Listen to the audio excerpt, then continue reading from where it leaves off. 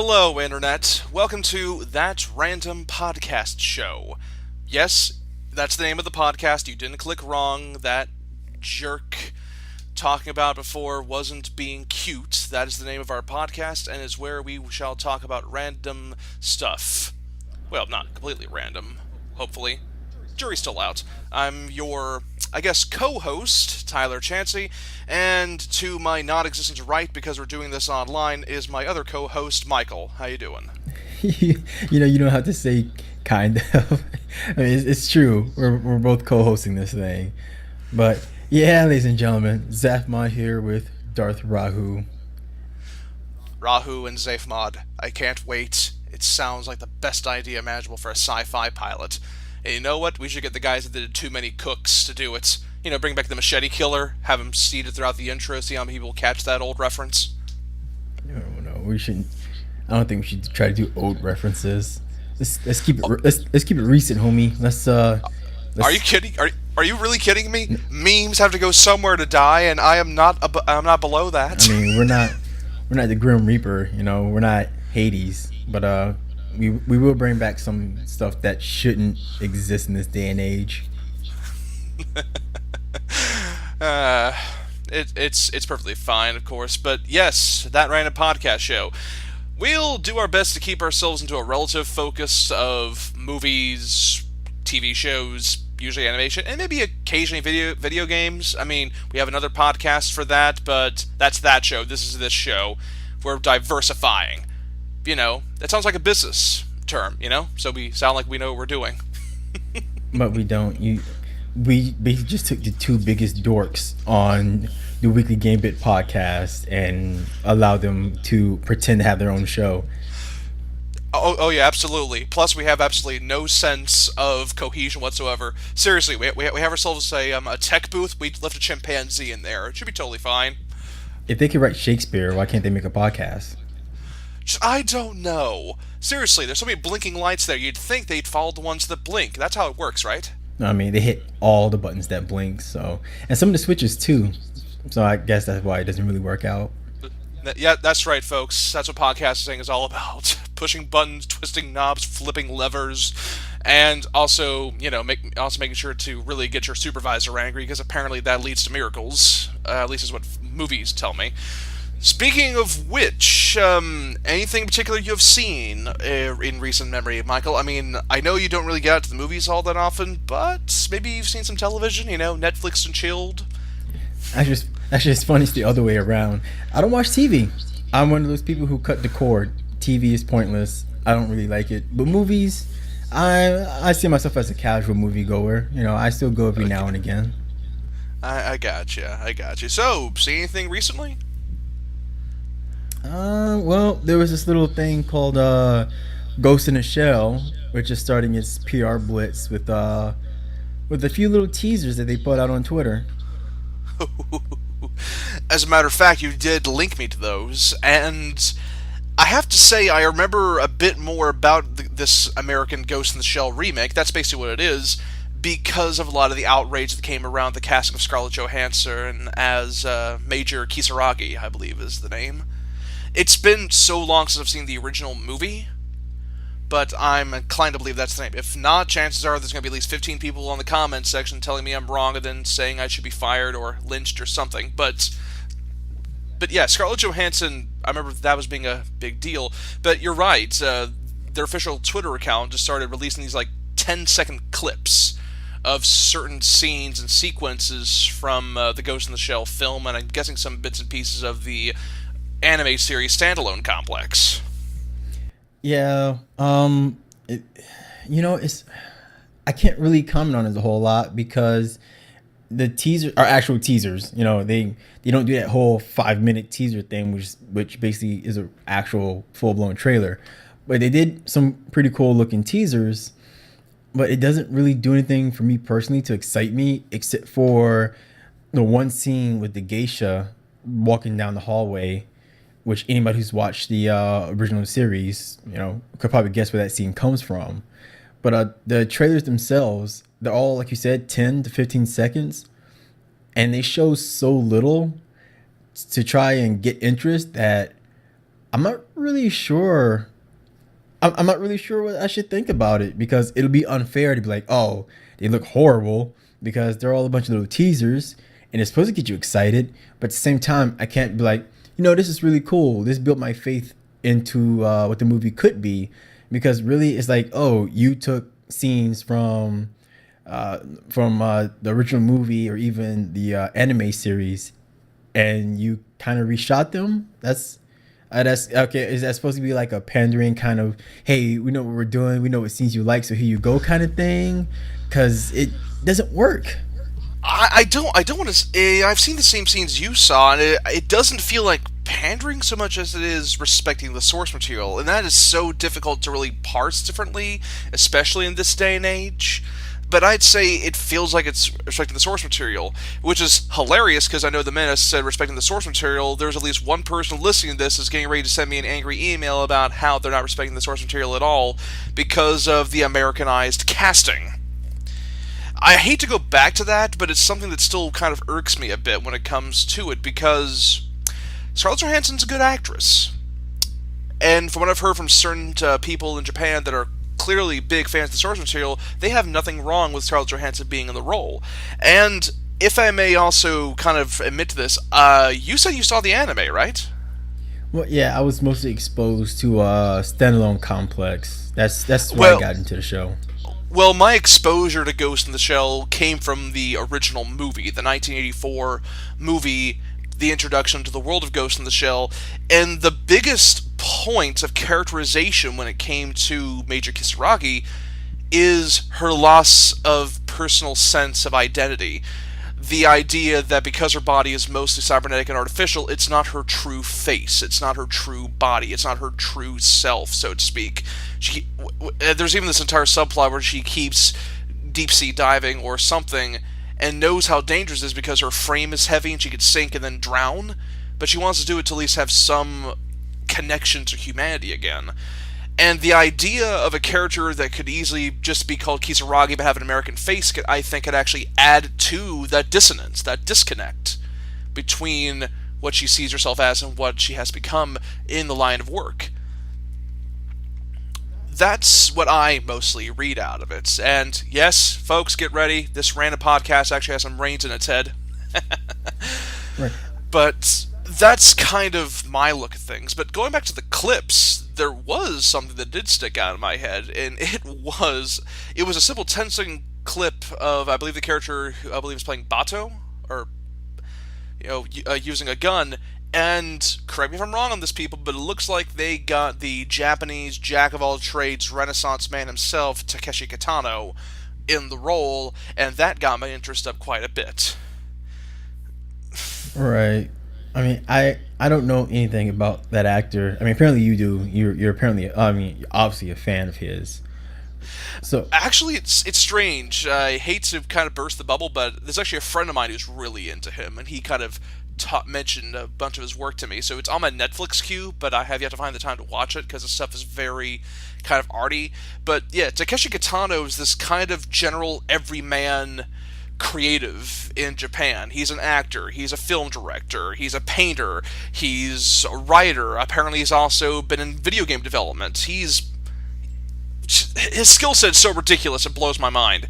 But he's made a couple of interesting films, a couple of interesting movies, and some of which I've seen. One of which was actually a really fun one I do recommend, called Zato Ichi, the Blind Swordsman, where he plays the Blind Swordsman, with the title going, it's in Meiji era Japan, while he's him traveling around, and him getting involved in incidents involving characters. But the thing is, Kitano is a very unconventional person when it comes to films and his acting. Like, for some weird reason, there's certain quirks of his that he has, and somehow they show up in some capacity, one way or another.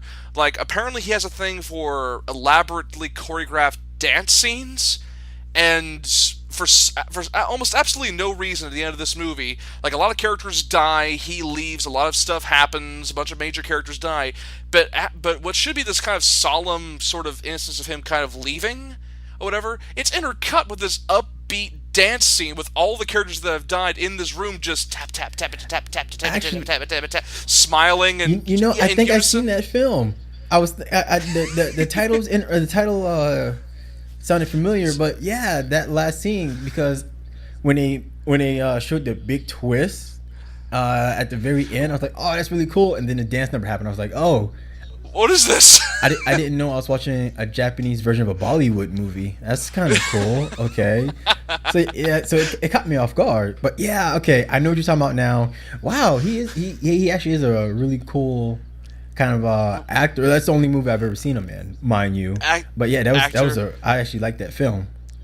There was also another film he acted in. It was actually the Japanese live-action film adaptation of the story Battle Royale. I don't know if you guys are familiar with it. Was he the teacher? Yes, he was the teacher. Oh, wow. Wow. I did not know that was him. All right, so apparently I've seen a couple of films, probably more than that now, not actually thinking about it. He's probably in other films that I just didn't realize. But yeah, I actually enjoy Battle Royale a bit. Some of it kind of dragged for me, but at the same time, like, it was a really good film. Battle Royale. Oh, by the way, for people who don't know about it, think of it as hipster Hunger Games. It did the children killing each other before those movies got made, and Jennifer Lawrence became a hit. So, you know, feel free to doodle glasses on us all you want. I wouldn't even call it hipster. I would call it like the one who actually got it right. Like, it did what Hunger Games couldn't do.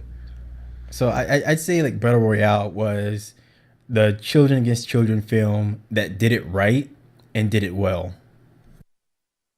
I have to say, what really sells me about that particular movie is how very upbeat it is. But then again, that's more of like sort of a Japanese dissonance thing. They like to do that, where it's gruesome, horrible thing on surface, but then they have it guzzied up with bright colors and very enthusiastic, upbeat spokespeople. They do a good job of that. It's very distinctly unsettling. But yeah, back to Takeshi Kitano, though. People have told me his specialty, though, is making hard-boiled, nasty, and violent Yakuza films. And apparently there are quite a few of them on Netflix. US Netflix, sorry, Europe, if you're listening.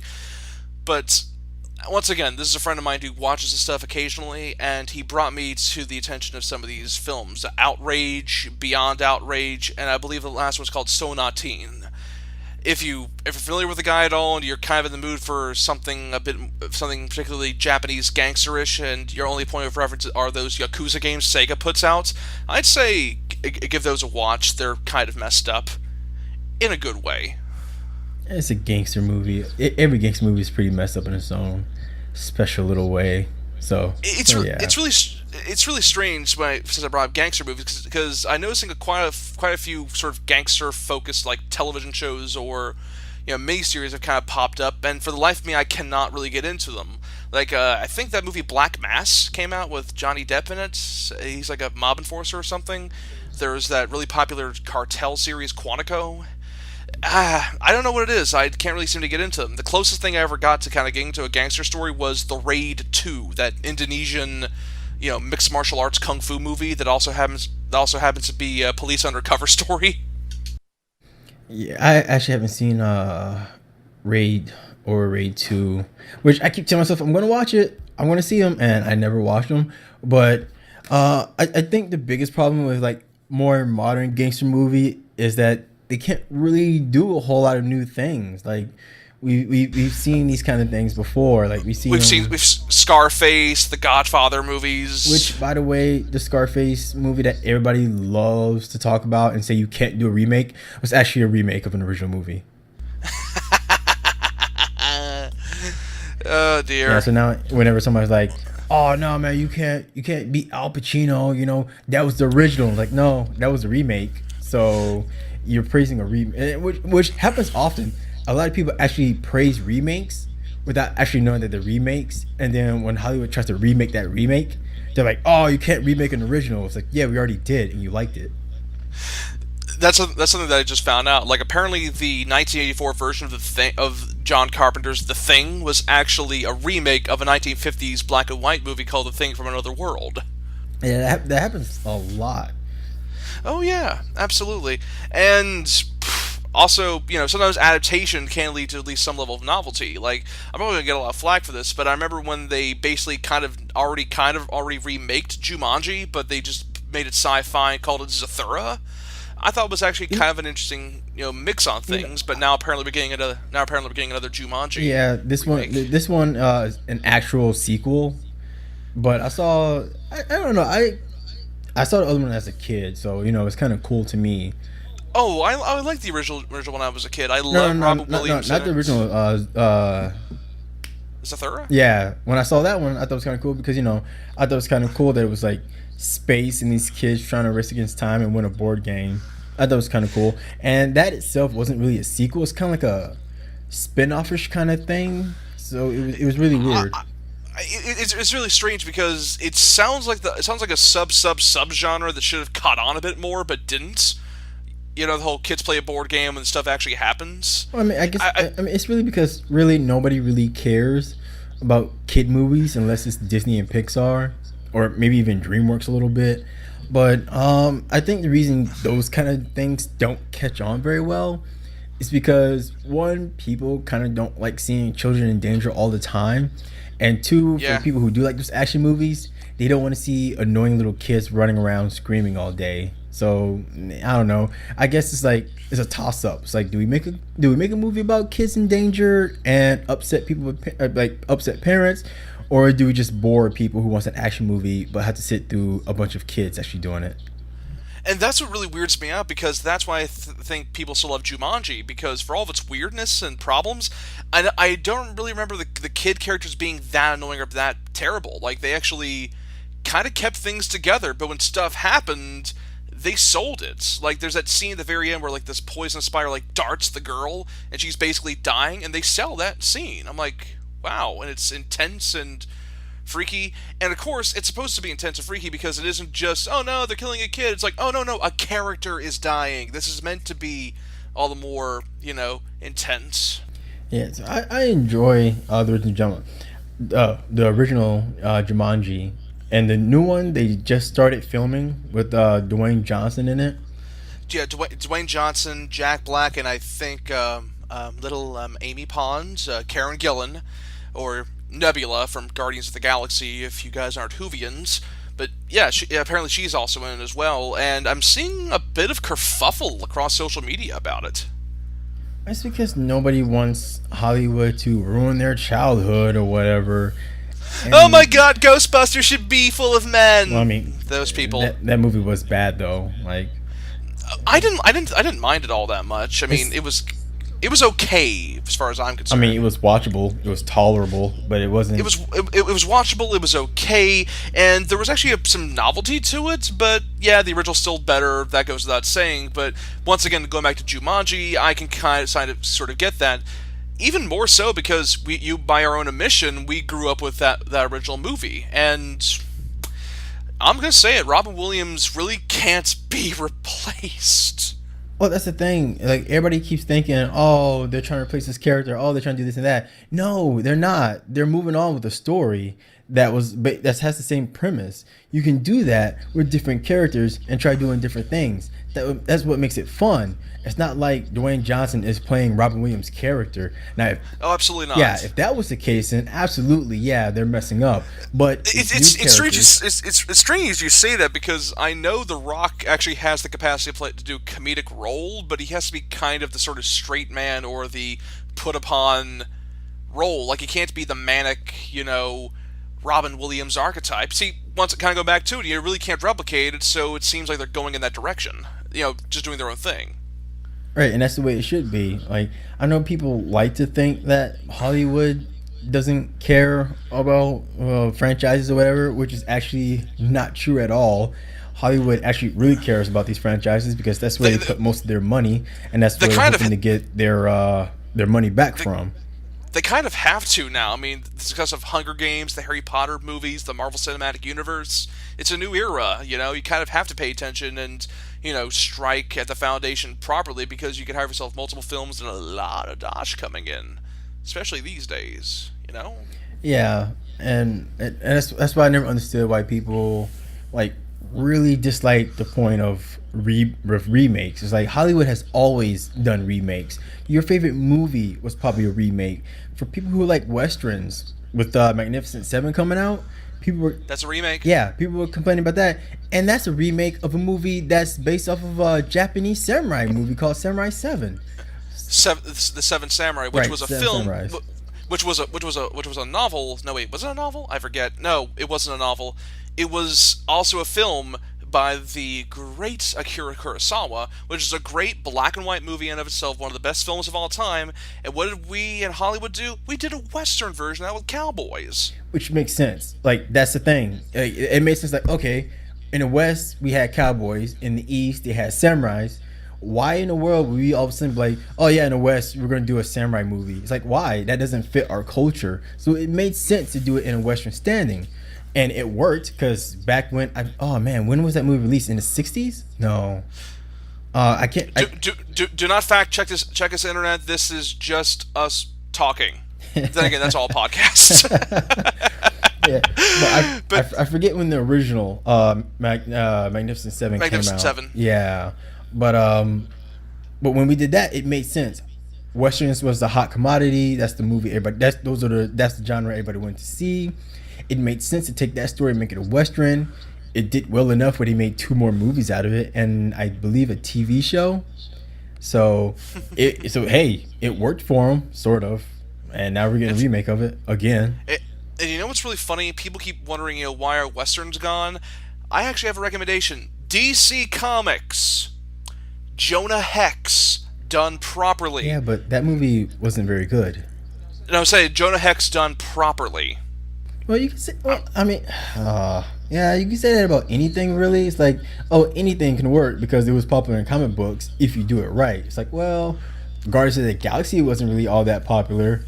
And hey, they had nothing really to work off. I mean, they had a lot to work off of, but they didn't have a lot of popularity to work off of. And Guardians of the Galaxy movie was amazing. Yeah, that's what I'm trying to get at. And this is actually something that does kind of bother me recently when it comes to effort being made into remakes and made into adaptations. Like, you know what? I'm not going to do it. It's a dead horse. We have liquefied at this point. We are selling the glue from its remains as it speaks, but I'm going to get off it very quickly.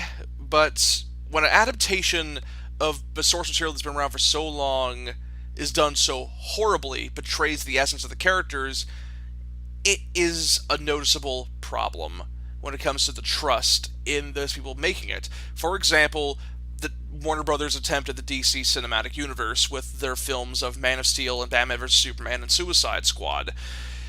There's a difference between an adaptation that takes things in a different direction and an adaptation that doesn't understand the source material at all. And that is something I'm noticing we are getting better with, especially with these small scenes we're seeing of Ghost in the Shell, this American Ghost in the Shell. And you know what? The footage I've seen of this remake of the Magnificent Seven at least looks like it's trying, to emulate what made that so powerful, Right. I mean, everybody's looking forward to the Ghost in the Shell. I still want my Cowboy Bebop movie. That's what I want. All right, somebody get on that. That's what I want. Somebody hurry up and make it happen. Or Outlaw Star. Either one. I want a space movie. All right. Either space western. Hey, you're laughing, but those 2 shows were amazing. You know what? We have to bring it up now. When the hell are we at least getting another series in the Firefly universe? Okay, do people still really care about Firefly? I mean, you're talking to somebody who only recently discovered it on Netflix, and the wound is still fresh. I mean, it's like Buffy the Vampire Slayer. They continue that in comic book form, and I'm pretty sure they might do the same thing with Firefly. I don't remember. I know they're trying to do something with it. Keep in mind, though, people, I am not trying to say we bring back the original cast completely and bring them back for a season 2 continuation. That's not what I'm asking for. I'm just asking for the same world, the same iconography and imagery, different cast of characters, and explore that universe a bit more. I mean, Nathan Fillion is doing something else at this point. Marina Baccarin is probably getting a lot of jobs now because of her work in Deadpool. And Adam Baldwin is Adam Baldwin. I'm just going to leave it there. The cast has kind of moved on. But you know what? Cowboy Bebop and Outlaw Star, absolutely. As a matter of fact, time for me to turn in my nerd cred card to you for a minute, Mike, because I have not seen Cowboy Bebop. Well, I'm not 100% surprised because I mean, Cowboy Bebop is popular. Like even to this very day, it's still a popular anime. It's known as the classic, and it should be because It's an old 80s, classic, the good 80s classic that people keep talking about. Like, it's right up there with, like, Dragon Ball, Yu Yu Hakusho. The big 80s, 90s boost, boon, when all these great Japanese shows came stateside. But for the life of me, I couldn't find the means to watch it other than picking up one of those overpriced box sets. But I do have a Crunchyroll subscription, and I did find out that Funimation's working with Crunchyroll, and they're bringing Cowboy Bebop over. So I officially have no excuse. right. Also, Cowboy Bebop started back in 1998. All right, so Okay, sorry, yeah. 80s, Talking 80s, 90s. Talking about the 80s. Nah, man, this is the 90s. Back when 80 back when anime was awesome. We had Sailor Moon. Oh, Which Sailor Moon was my guilty pleasure. Like I was that kid who made fun of my brother for liking Powerpuff Girls. But yeah, man, I secretly watched Inuyasha, Totally Spies, and of course Sailor Moon. Like Sailor Moon, I got no problem with. Totally Spies, by rights, was actually a lot better than it had any right to be, but freaking Inuyasha, I can't really say I hated that anime but for its content. It's just that I knew a lot of people that were a little too into it at the time, and they just liked it because it was a cartoon where people swore and blood and gore and rar rar rar rar. I mean, it's one of those shows that started off strong. Like it had some cool characters. They were all unique. You were interested in the world and the magic and all the stuff that was building around those characters as they traveled through that world trying to find these magical shards. And then it dragged on. And on. And Oh on. yeah. And And on. when they finally did the final act, I was excited again. I was like, "Oh, finally, we're going to finish the story." Without spoiling anything, they ruined it. I was like, "Wow, this is really stupid. There was no point in this. You wasted my time because I watched the rest of this stupid season, and now I feel like I was robbed." And it's funny, I have to say this though, Michael. We've actually talked before about this, but it really has to be said. We're probably going to sound like a bunch of old fuddy-duddies for saying this, but I have to say it straight on. Older anime seems to be a lot better than the crud that is currently out right now and is popular with the kids these days. I think that happens because when we were teenagers and we were watching it, we found all kinds of interesting things. But now that we know about anime and we know what we're looking for, we kind of notice that whole Ichi Moe anime harem thing that's been going on forever. Like it's not like We're more familiar with the tropes. yeah, it's nothing new. Moe has always been a thing. Slice of life. In fact, one of my favorite animes is a slice of life anime, and I really enjoy it. It's called Azumanga Fruits Dao. Basket? Oh, Oh my gosh, Azumanga Daioh. Yeah. Yes. I actually like that comedy series. Like, Basket. Get out of here with that. I'm sorry, everybody either talks about Fruits Basket or some other slice of life, usually, I don't know, Claymore? I don't know. I'm not familiar with slice of life as much as I'd like to, but I liked Azumanga Daioh. Claymore? I don't know. I'm sorry. Oh man.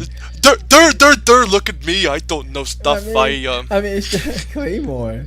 Like when I had to stop and think for a second. I was like, wait, what? Claymore? I had to try to remember the anime because I had forgotten about Claymore. Like I don't even remember that show until you brought it up. I was like, wait. And Oh yeah, that's the thing. that's what I'm trying to get at. Like, there's a lot of different genres, and I've become familiar with it. But the problem is, I've come across so many people that watch these more recent anime and think it's amazing, and I sit down and watch it with them, and I keep thinking to myself, this isn't that good. And I'm not talking about just trope familiarity. I'm talking about how the writing has gone lazier, the characters have gone so homogenous, and things have just been, oh my goodness, I really don't know how else to place it. It feels like anime has kind of gone up inside its own self, like it's become an Ouroboros. It's consuming itself and is losing its originality. I bring that up because I actually know a friend of mine who went to a very nice convention over down in Baltimore I think a few months ago, and he actually attended a panel about anime specialists that actually were talking about how that's actually been the truth.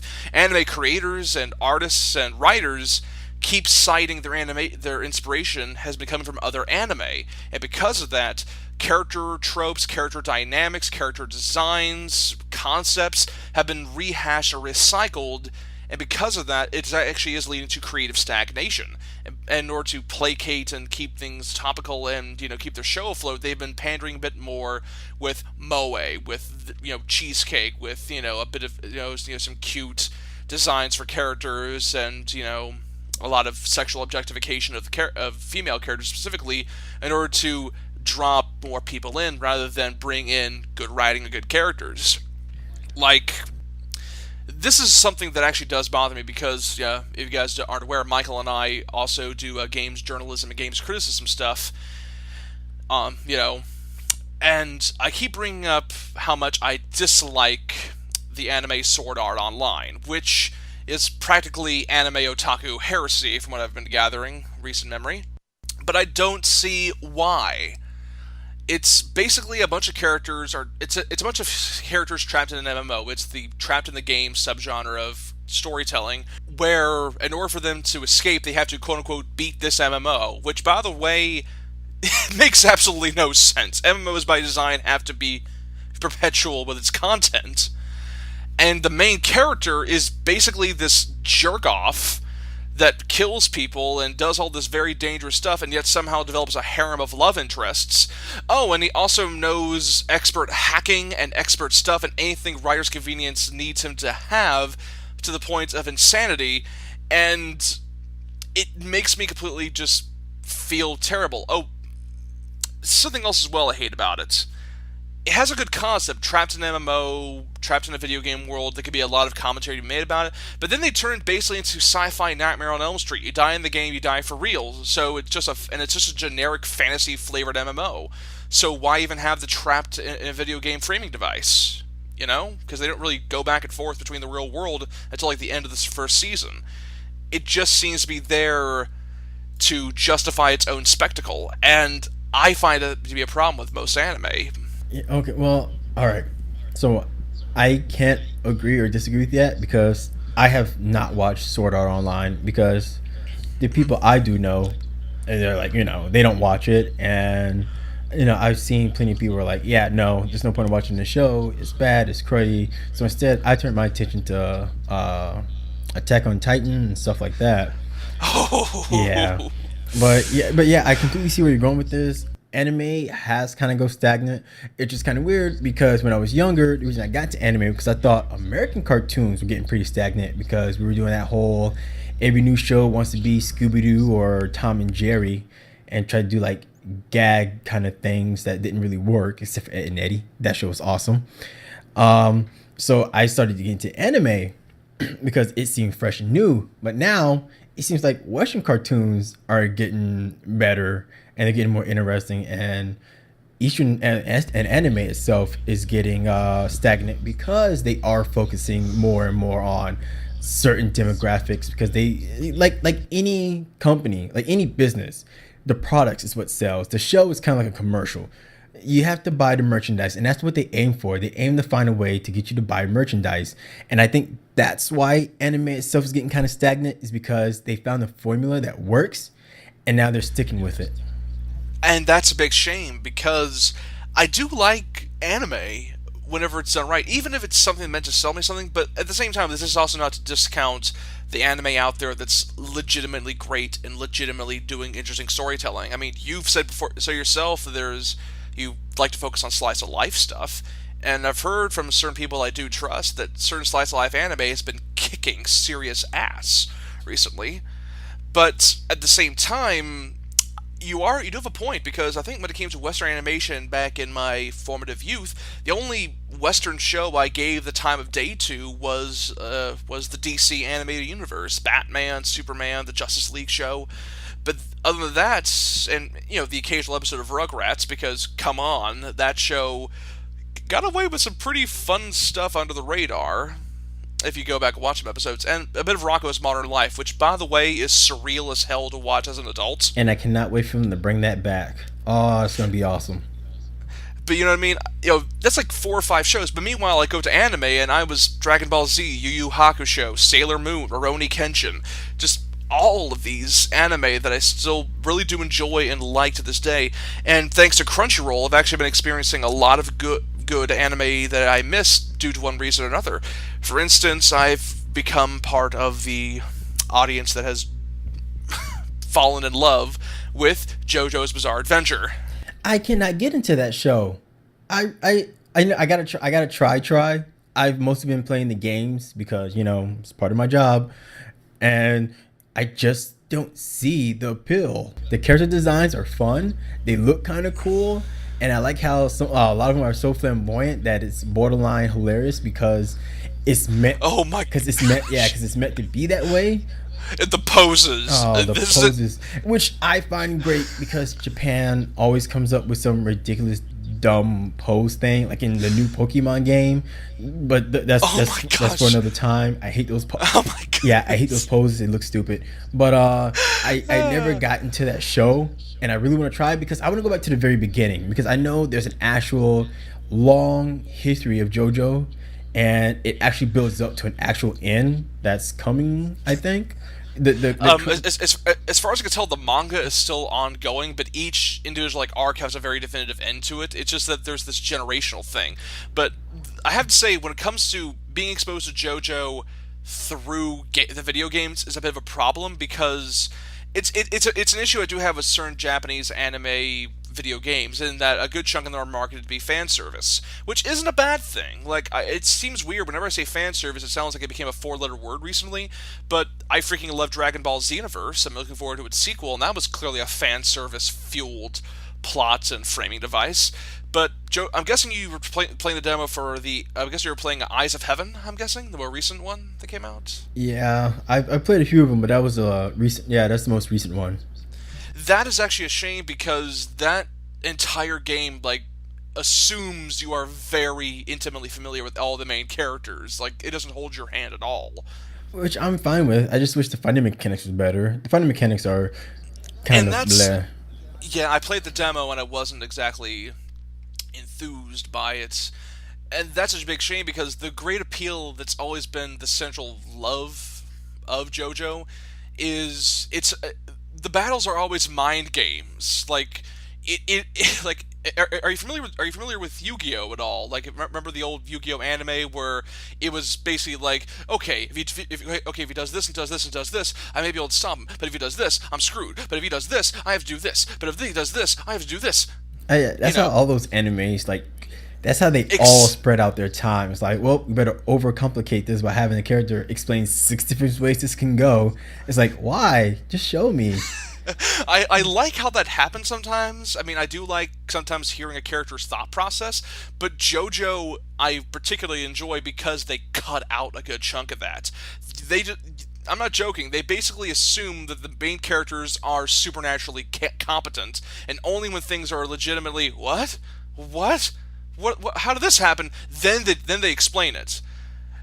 The actions outspeak the words, and it leads to a lot of fun stuff. But yeah, when it comes to the conflicts in JoJo, they always do the mind game thing because once you figure out the quirk to the villain or the quirk to the bad guy, the fight's over. Like they don't do the whole you figured out my secret, but if only you had the power to follow through. They don't do that. They don't do that kind of dragged out Dragon Ball Z thing. But going back to kind of what I liked about JoJo, this is something I actually do have to clarify though, folks. JoJo's Bizarre Adventure is getting a sort of remastered series that's been circulating on Crunchyroll for a while, but it's actually been around. It's been a manga for a very long time, and it's been very popular in Japan.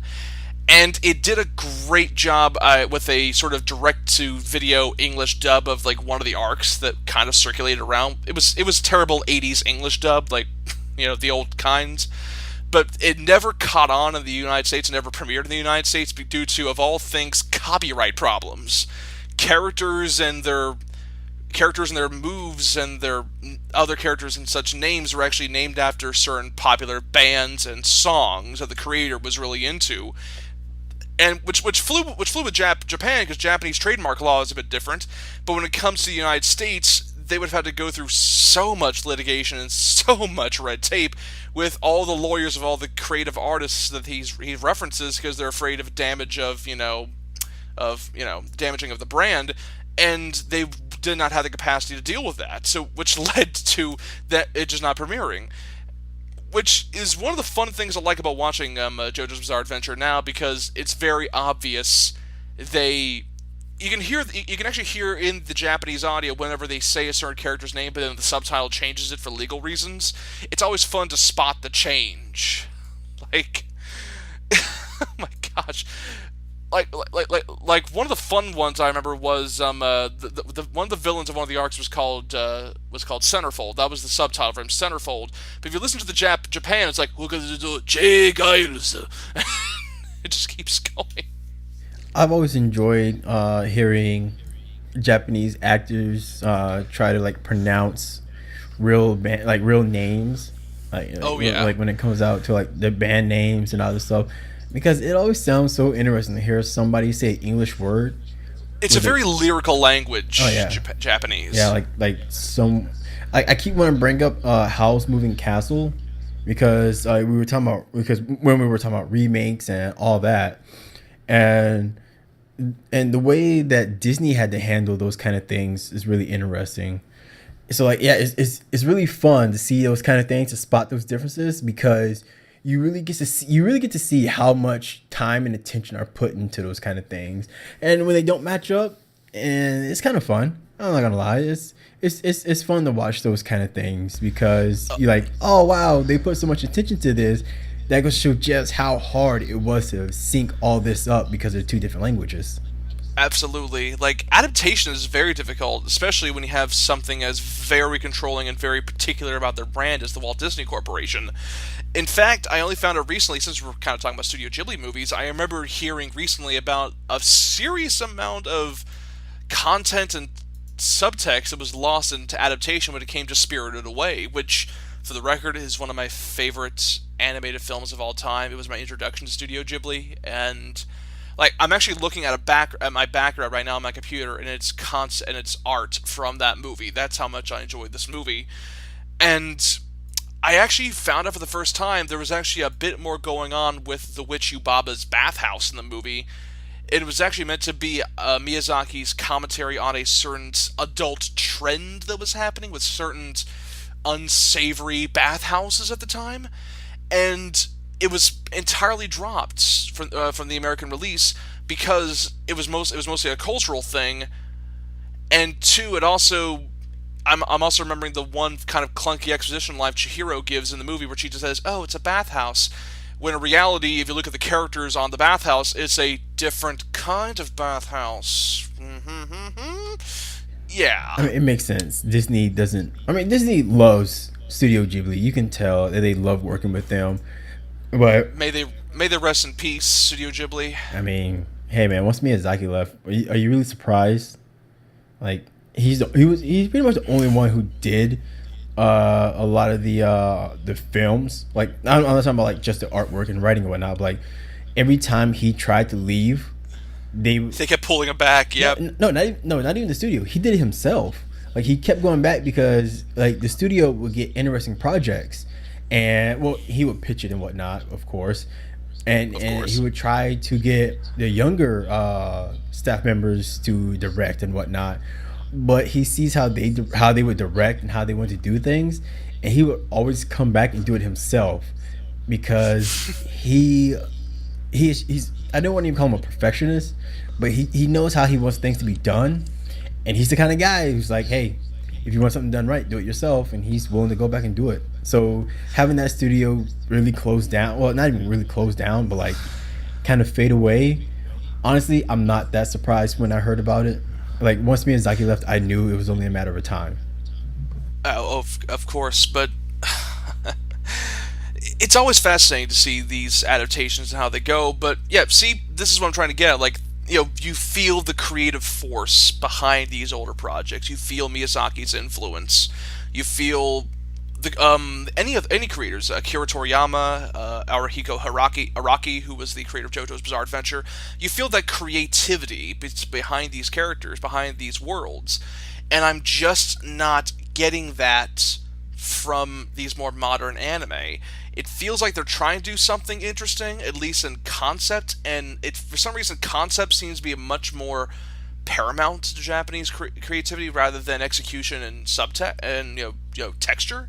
But it leaves me apathetic. Like you mentioned, Attack on Titan. I got past maybe the first 6 episodes before I wrote that whole show of as just being one note and boring. Right. Yeah. I mean, yeah. I'm sorry, people. I couldn't get into Attack on Titan. I lost interest in Bleach. I couldn't get into One Piece, even though that is a fun anime. I will admit that anime is fun to watch. It is a chore though to try to get through it, especially when you're starting from the very beginning. There's like 700 episodes, 800 episodes. Yeah, I'm more into animes that kind of have like a definitive beginning, middle, end. Like one of my favorite animes of all time, other than Cowboy Bebop and Outlaw Star and Big O, is Full Metal Alchemist. Both the original Full Metal Alchemist and the Brotherhood. And Brotherhood, yeah. Because I say the original Full Metal Alchemist because when that show was done, it was during the manga's run, and so it was one of those shows where it caught up with the manga and it had to continue somehow. But the people behind that anime was so creative, and they loved that series so much, they were able to pretty much create their own story and use bits and pieces from the actual manga and create almost a new story. Like it still followed the original story, and is able to introduce new characters to replace characters that hadn't been introduced yet, and it pretty much went through its own story, and it told a complete story, and it did it creatively.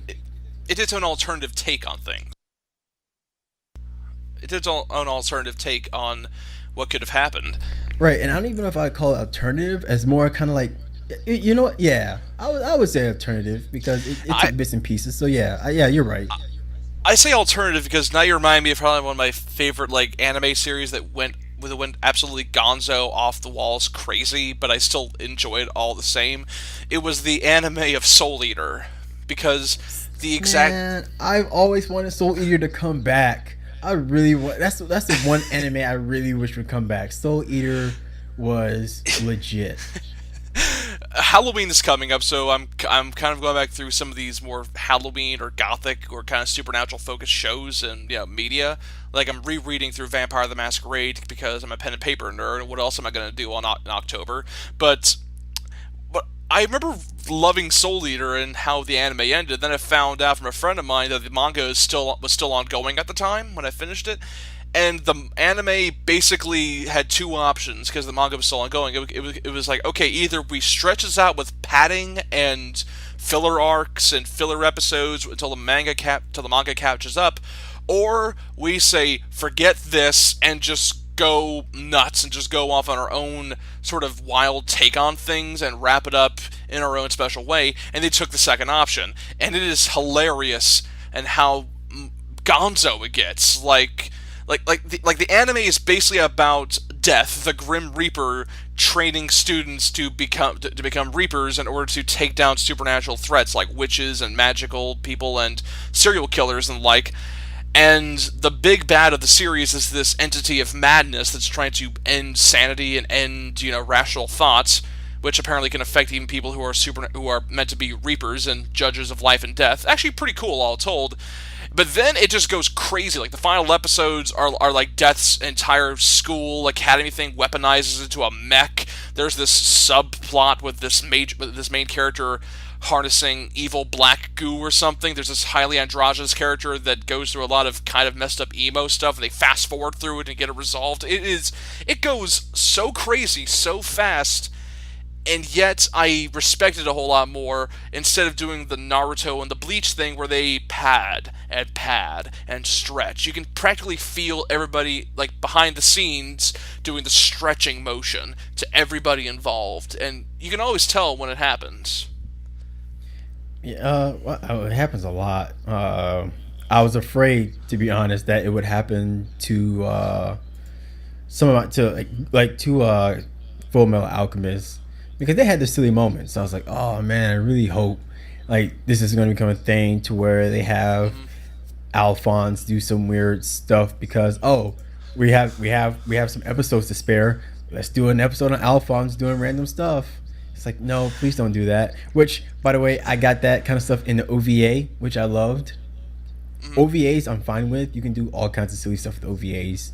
And I like the way they did it with Full Metal Alchemist OVAs. Those were fun. It's really hard to get those right because I'm okay with a little bit of levity here and there, but sometimes it can absolutely kill like, a show's tone. It can kill the pacing. Yeah, I'm looking at you, Bleach, again. Oh my goodness.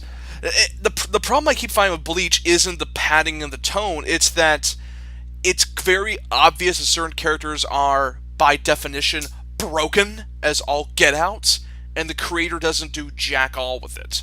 And that's something that bothers me when it comes to certain anime, because this is coming from a game master and design perspective. Like, he'd be looking at this like, okay, you've built this. Do you have any defined rules for it? Nope. Do you have any defined drawbacks to it? Nope. So as far as I can tell, this shield or this weapon can do anything and everything. Yep. Why don't you use it? Because I'm not the main character? Get out. Yeah, that's the problem that I have with Bleach. It's always, all right, we have new weapons, new characters. Isn't this awesome? Yeah. Oh, wait, everybody's too powerful again? Well, better bring out a new enemy with new powers that for some reason... Reset to 0, have another training montage. Yeah, and it's weird because you have the society who would tell Ichigo and his friends all this stuff about magic and how things work. And then when a new threat comes, I was like, oh yeah, by the way, this is how this stuff works too. It's like, wait a minute, why didn't you just tell me this before? Why am I not learning these things? Why am I learning them as it happens? Like, because there's obviously like time differences between each threat, and there's intrigue in world building, and then there is selectively not telling you stuff. Right, 'cause it's like, okay, so like, is there another society? Are there other worlds? Like, these are the kind of things you should probably tell. And I'm not just talking about Bleach right now, people. I'm talking about like in general. It should be a set rule. I understand you got to come up with new ideas and new stuff, but at the same time, keep it consistent. Yeah. Yes. Yeah, absolutely. Like, keep some of your. I get you had to add new rules. That's fine, but keep some of your old ones to make it feel like it's part of the same world. Absolutely. I'm gonna hark on it again. Full Metal Alchemist did it right. Full Metal Alchemist had a set rule for alchemy, and even when they had characters who could somehow break that law, they still used those rules to defeat enemies. It's like, oh, okay, Alphonse knows how to do alchemy because of a certain way. Edward knows how to do alchemy in a certain way. There are two different rules, but they have the same. They have the same levity. They follow the same rules in retrospect, and because of that, it feels like two different things, but it still applies the same rules. So whatever one can do, the other can do too. You understand why they can do certain things and why they can't do others. So it like keep your rules consistent, people. You can add in new stuff, but like make sure you follow the original rules. Absolutely. But the biggest challenge I find though is that if you're going to introduce it, make it a surprise even to the characters, all the characters, not just the main hero. Then you have Mr. Mouthpiece explain it. Like, make it a surprise to everybody. Like, I'm actually going to go back quickly to JoJo's Bizarre Adventure because the third season is where they start introducing the stands, which is what everybody talks about when it comes to JoJo's Bizarre Adventure. It's this special manifestation of willpower, and it's basically, congratulations, you get a random power that can either be amazing or not really, or just kind of novel, and the novelty comes from how the user utilizes it. And there's been like 7 different arcs to this series, seven different like seasons, I guess, for lack of a better term, with these characters and these unique powers.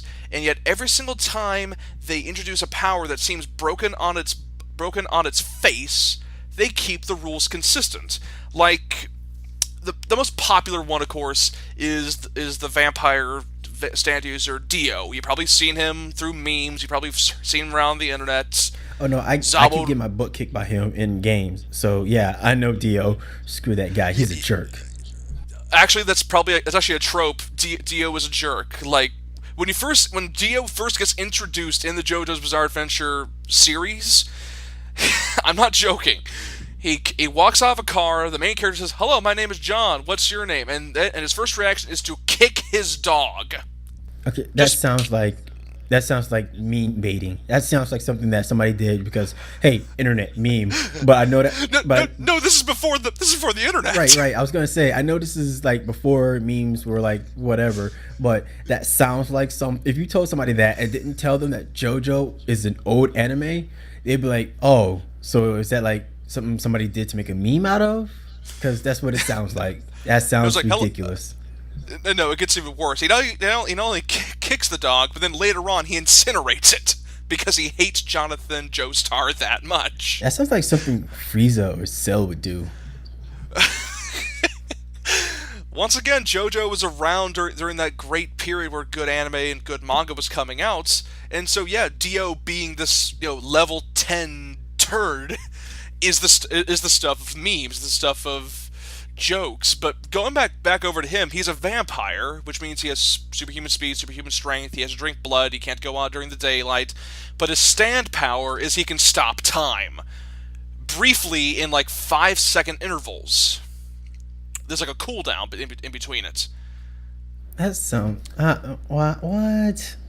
Okay, that doesn't sound very cool. Please explain this to me because that just sounds boring. How can I put this exactly? It's a bit of a conventional spoiler kind of thing. But the hero of the arc, called Jotaro Kujo, the JoJo of the series, here's the basic premise for every single JoJo's Bizarre Adventure arc.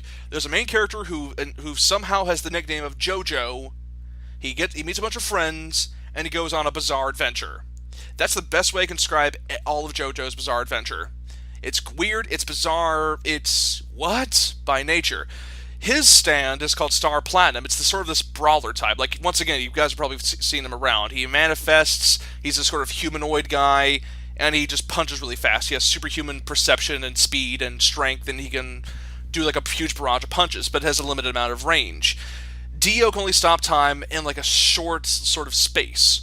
And so Jotaro figures that out. It's like, okay, as long as I stay away from you and keep my distance, I should be able to handle you. He's like, I've already figured that out. He holds out a bunch of knives, stops time, and suddenly he's surrounded with knives. Because he circled him and started throwing knives at him because Star Platinum can only block so much in such a short amount of time. This is not helping me get into this is not helping me get into the show. But you know what? I gotta risk it. All right, so for somebody who has never seen a single episode of this series, where do you recommend I start? As hard as it is to recommend, I almost want to say start at season 1, but it's strange because the series didn't get really, really popular until season 3. Because the first two arcs, the first two seasons, basically, are much more grounded and simplistic, but kind of fun, for lack of a better term. Like, the first season is basically it's set in the 1800s, and it's dealing with a guy trying to deal with a vampire. That's basically it. It's basically a guy trying to hunt down a vampire. I'm being very general here. And then season 2 kind of follows up with that, where there's like more vampires and there's super beings and there's this whole sort of mythology with ancient Mayan vampires. It's all over the place. And then season 3 happens, and it deals with the great grandson of the original character. And like I said, it's sort of a heritage thing. The first season is the original guy, second season is the guy's son, so on and so forth. And then they introduce stands, which is where they say, okay, we're going to get away from vampire hunting and this sort of stuff and just kind of go on this sort of around the world in 80 days global adventure where they get attacked by stand users with weird, freaky powers and having to deal with them. And I won't say the most popular season is season 3, but if you want to be a completionist and kind of enjoy the escalation of crazy, start at season 1. But this is something else that also kind of bothers me I actually hope kind of catches on, is that when it comes to characters dying in JoJo, they stay dead. They actually respect the weight of death. Nobody has these magical powers. Like, all I gotta do is like reach into his soul of the galaxy and like yank out his soul, and he'll be alive again. They're not gonna do any of those strange kind of things. Absolutely not. Like, actually, the most recent arc that's currently available on Crunchyroll, the main character actually has a stand whose ability is he can heal people, but once again, this is going back to restrictions. he can't heal himself. If he gets hurt, he can't heal it. And 2, if the person is dead, he can't do anything. Ah, yes. The old can save anybody but yourself kind of thing. Which I always think those are the best kind of powers to have. Like if you're gonna restrict somebody who can be that powerful, like it seems like a fair trade. Like you can save anybody you want, except for yourself. Like once you're dead, that's it. Yes, exactly. And the thing about those is the villain that got introduced in the recent arc of JoJo, his power involves instantly killing people and leaving nothing behind. Don't like it. I never liked instant death kind of things. Here's the thing about though. This is a build up, and the characterization actually kind of makes it work. Like he isn't some serial killer maniac. Actually, never mind. But they make it work. Like it's goodwill. You know what I mean? Like we've kind of mentioned this before. You kind of build up a certain level of consistency with the character in the world and in what you're capable of doing there. The minute you start implementing things that make death or challenge or escalation meaningless, you lose a lot of viewers, a lot of viewers' investment in the narrative. Like, as much as I love the series, I kind of have to call Dragon Ball Z out on this. Death is meaningless in Dragon Ball Z. It kind of is. I mean, you die, you die, congratulations, you go to the afterlife, and you basically are in a respawn room. You train, you get better, and then you get to come back. Well, see, it's awful because originally they did put a restriction on that, but it seems like they don't follow it. Yeah, they just kind of hand wave it now, but that's what I'm trying to get. I mean, it's part of the tone of Dragon Ball, where it's a bit more about of breaking limits and breaking, going beyond what you're capable of, and that's inspiring, but if a character can die and it doesn't really matter, it leads to a problem where escalation happens, and the characters that have died but have come back, they're irrelevant. Like, who the heck likes Yamcha or Tien anymore? They're just background characters now. I'm sorry, I'm going to fix that for you. I think you mean to say who cared about them ever. The original Dragon Ball series, they actually had character arcs and characterization, and actually had some novelty to them, and they weren't completely outshone. Dragon Ball Z haven't. What's everybody talking about? Cyberman blows up Yamcha. Tien gets his arm blown off. Tien stands up to Cell, I think, and then after that, they're just kind of okay. Yeah, I'll admit that when he came out with that power, it's like, oh, that's actually pretty cool. Oh, that's it. Well, at least you had a cool moment, I guess. But yeah, back in the original Dragon Ball, I didn't like them then. Like, yeah, they got more screen time, but like, I never cared for those two. Weird. Actually, since we did bring it up, though, since chances are we're going to be labeled a bunch of weeaboos or otakus for this, I have to say, a recent show actually got my attention, a certain animated show. You actually brought it up. No, actually brought it up when we weren't recording this podcast. Professionalism, folks. It was actually... It's the infamously amazing Bojack Horseman on Netflix, and I know it sounds like I'm late to the bandwagon, but oh my word, I finished season 3 recently. You are kind of late, but it's better to be late than to never show up at all. And oh my word, I'm going to tell you exactly what I told Michael when I first found it. It looked like another bare, low-budget, bare efforts kind of animated show that was kind of doing the adult comedy thing that Family Guy and American Dad was doing. Like, okay, you have a main character, he's an asshole, he's horrible to people, he's horrible to everybody around him, he gets off scot-free because he's a celebrity, and status quo gets retained, and it's just, a vehicle for raunchy jokes and terrible stuff happening. And then I keep watching the show, and it's like, oh my god, what is this? Episode-to-episode continuity. What is this? And... it just became this surprisingly dark and emotional experience as I watched through it. Like, there's a major death that happens in Season 3 of the show. No spoilers here, it just premiered this year. There's a major death that happens in Season 3, and it gored me. I'm like, what is this? It's called empathy, sir. What? I care.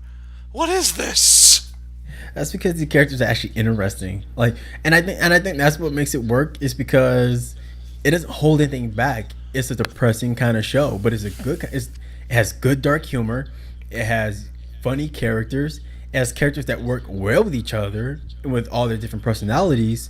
And even though you probably couldn't, like, you probably shouldn't be able to relate to somebody who's rich and famous, no, you actually kind of feel for Bojack because, like, man, you really have nothing going for you. You had that one thing, and now your life is just your life is just going. It's on autopilot, and even when you do try to go into other creative endeavors, you either need to be seriously, like, reeled in, or it goes to crap.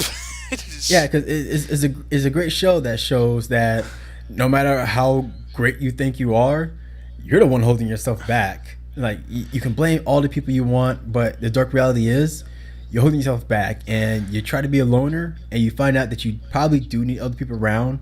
Because the way Bojack craps on so many people around him just to make himself feel better, I actually endure. I love it, and I'm like, yeah, you know what?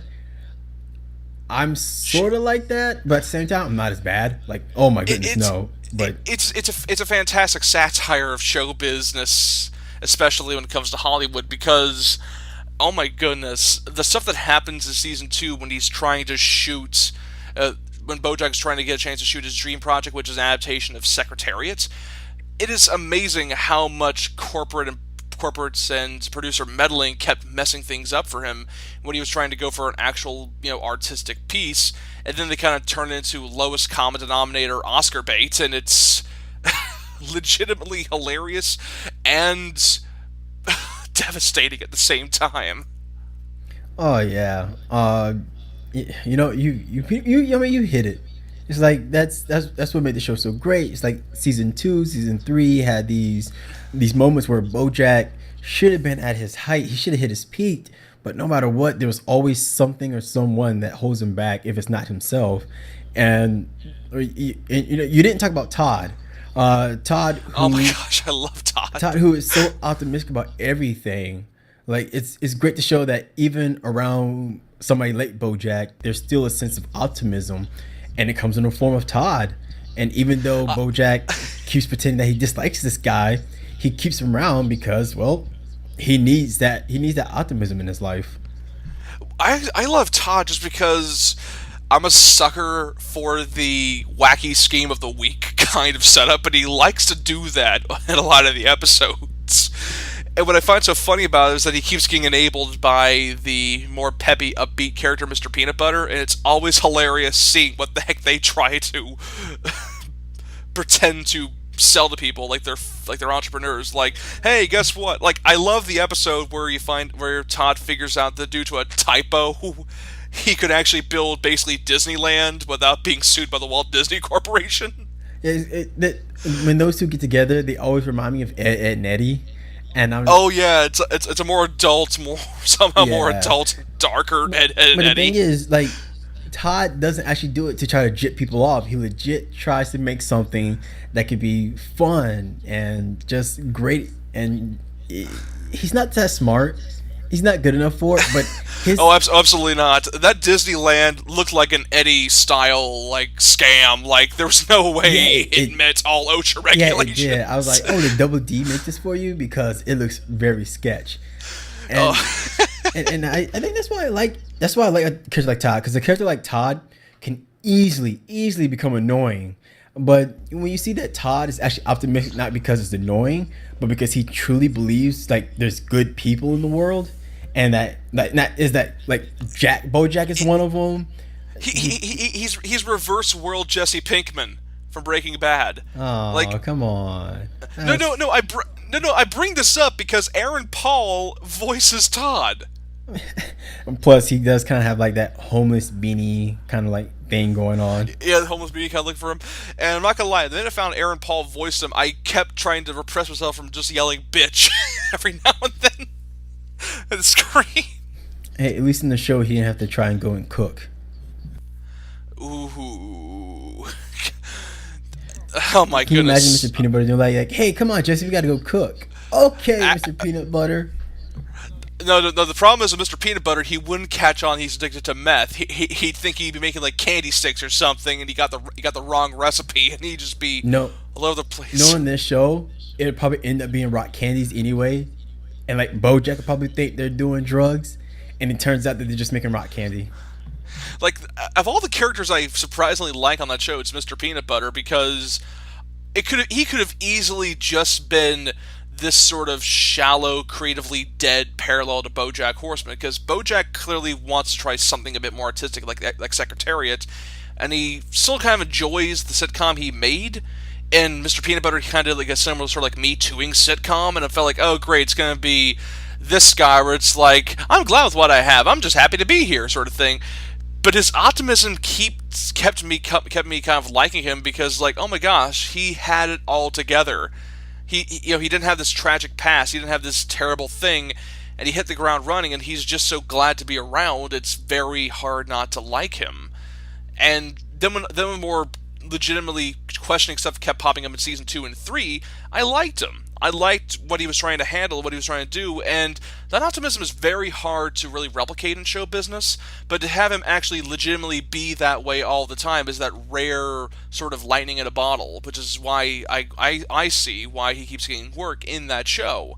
Okay, since we're on about characters, how do you feel about oh man, no, Princess Caroline. Yeah. She's actually one of my favorites. I have so much sympathy for that poor woman. Oh, she tries so hard. Princess Carolyn. I knew I'd liked her the minute the pilot of season 1 ended, where where she's dating Bojack, then she breaks up with him, and you find out she's also his agent. And it's my favorite dialogue, where she's like, am I a good person? It's like, I'm your agent. I'm supposed to tell you the greatest thing ever. And as an ex-girlfriend, you look like a sack of crap ate another sack of crap, and that sack of crap crapped out a third sack of crap. Yeah, it's that great switch of character, and that switch of putting on the glass smile and getting stuff going. I do like that about her. Yeah, it's great because she's a viper, man. She's a cat, but no, she's a viper. She's always ready to strike, and I just fish. Yeah, she's so full of wit, and just a good character all around, because she's an agent, so of course she's going to try and tell you things that you like, but at the same time, she's pretty blunt. She's not afraid to tell you that, yeah, no, you're an idiot. I can help you become rich, but no, you're an idiot, and you probably shouldn't do these things. Oh my gosh, some of the favorite gags I still love from like season 1 is her trying to like spin these truly terrible film ideas of certain people, and it just falling flat on her face. Like, she doesn't care, she just wants to get work, you know? Oh yeah, and that's what I really enjoy about her character. She's just so, by the time that season 2 rolled around, if I was her, I would have quit. And like, yeah, there's no point, man. Like, everybody just goes down on how bad she is. It's like, it's not really fair. She's such a hard worker, and she puts up with Bojack. But then again, she's in business, so she puts up with a bunch of stuff. It's a surprisingly human show. I think that's what disarms a lot of people, because it looks like a really. It could have easily just been a surreal comedy with animal people in it. Like, that's like one of the better like visual gags the show keeps having. Where I think one of the better gags I remember was like, you go to they have a scene at a diner, and the waitress is this cow woman, and she says, "Here's your steak," and then he looks at her like, "Oh my gosh, I'm so sorry," and it looks like she's like holding herself, and I'm like, "Oh my god," just really surreal humor like that, but it's surprisingly human. Good people make bad decisions. Bad people aren't cartoon villains. They don't, stomp puppies and cackle maniacally while burning banks to the ground. They're capable of doing some good, but they're, there's so many shades of gray to it that you just can't help but empathize with. Yeah, pretty much everybody's a jerk. Everybody's in it for themselves, and it's such a great show because that's how it really is. People in the show, not even just showbiz, but like in life in general, everybody pretends to be your friend. We're getting very deep here, folks. Oh, I don't think we're getting too deep. Nothing you won't see in the show, but it's just everybody tries to be like, they pretend to be your friend, but they're really there to entertain you, and vice versa. Everybody's just there because nobody wants to be alone, but at the same time, everybody hates everybody else. not just in a character sense, like they even do a great sort of lampooning of modern television that I thought was hilarious. Like way back in season 1, they make this entire media circus thing out of Bojack Horseman pissing off the troops, I think, that have like come back from war, and they overblow it, and then suddenly it's no longer about ethics, it's about spinning it, it's about getting them on shows, it's about whatever. Because as hard as this is to hear from some people, when it comes to mainstream entertainment news, the first thing they want to do is keep viewers coming back, and the first thing they do with that is they try to make a marketable story. It's kind of why even when we do election coverage, they always have some dog in a race of making it seem close or making it seem entertaining and making it seem like it's a back and forth. So they always have that sort of spin, that sort of, sort of untold, unconscious bias in some capacity from outlet to outlet to keep things. Give the illusion of interest, give the illusion of stakes, or even give the illusion of, topicality, which is, I remember from the Bojack Horseman episode, because, as a whole, nothing really comes out of it. Bojack is just a jerk, he says the wrong thing, does the wrong thing to one character, but, it's Hollywood, it's a show business, there's no such thing as bad press, let's keep, let's keep this media circus rolling, and... It's a show with so many layers. I love it. Yeah, and it's great because at the end of that episode, Bojack actually tries to make a point, and they're just like, huh, yeah, nobody cares. But we see what you're saying, but nobody cares. It's like, so, yeah, that's great. You can try to make a point, but you're wasting your breath. And that's what I like about the show. It's just, it has these points to make, but it's not preachy about it. It is dark, as we said before. It tries to make, it does make some good points, but then it's dark by also kind of, throwing reality in there. I had a friend who we were on 24-hour security detail together, and I was watching the show, and he ended up watching it with me. He thought it was dumb because he didn't like the animals, and he was like, "Oh, this is gonna be stupid. Why are there animals walking around with people? This is really dumb." And as he started watching, he's from California, by the way. Oh God. Oh yeah, and as he's watching, he's like, "Oh my gosh, this show is way too real." And I was like, "Yeah, man." And he's like, "Well, I got to go back and watch the first 2 seasons now." I was like, "You got to, because this show is great." And all the references they were making around that area, he was like, "Oh, I know that place. I know this reference. This show is too real." And he ended up enjoying the show. Actually, one of my favorite brick jokes they called back to in season 3 was the Halloween and summer store. You know the joke I'm talking about. It's a great brick joke setup. Like in season 1, it was another one of Todd and Mr. Peanut Butter's crazy schemes, where they said, "Hey, how about we open up a Halloween store?